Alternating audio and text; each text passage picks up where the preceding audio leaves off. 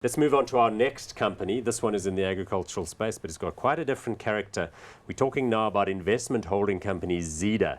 This one is linked to the PSG Group. I think people are familiar with that. It is controlled by the PSG Group, so that's Jannie Mouton's crowd in Stellenbosch.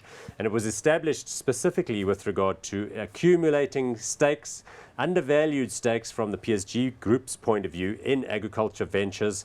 It started out with a complex structure where it acquired quite a significant chunk of shares in Pioneer Foods through a listed co-op or unlisted co-op structures.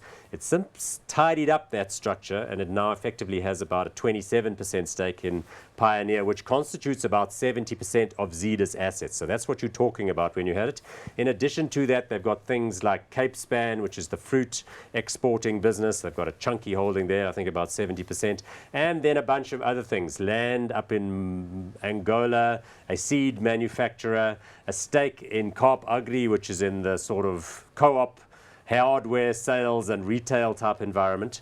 Pretty substantial group though. It's put together these assets, and thanks largely to an uptick in the price of Pioneer shares, the value of this thing's gone through the roof. It's now 12.7 billion rand. Pretty effective operation in recent times. Great looking share chart.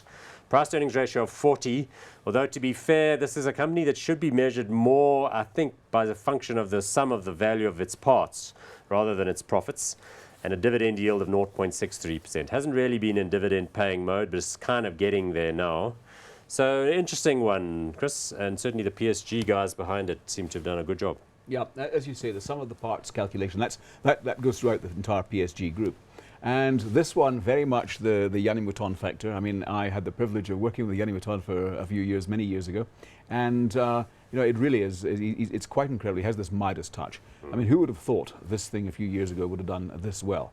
And you look in there, and it's an interesting conglomeration of things. One of the things you didn't chat about was Quantum Foods, you know, which does, it's basically food into the rest of Africa. Spun off out of Pioneer, but now, of course, they've got the concomitant holding. Yeah. Absolutely.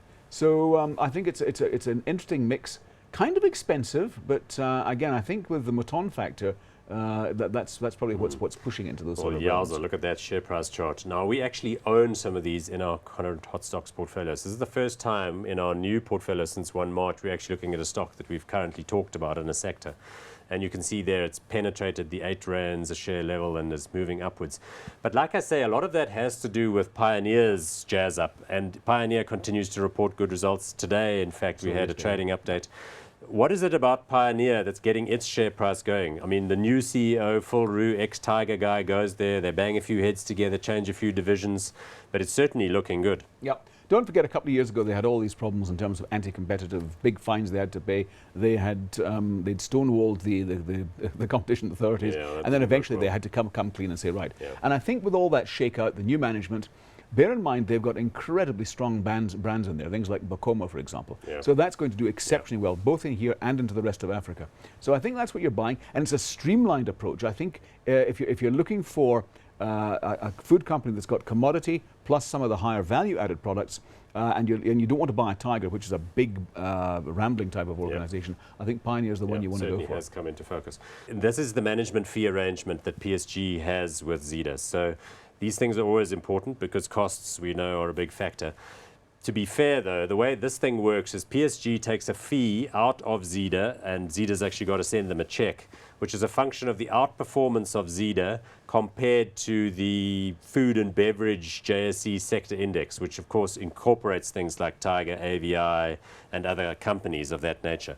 With a share price that looks like that, though, chances are the check that they have to write to PSG is going to be a fairly big one. Is that a major concern, or do you think it's just the way it works? The Midas touch that Jannie brings, you know, it has to be paid for. You know, you talk to fund managers these days, and an awful lot of them, there's a growing interest in Zeder.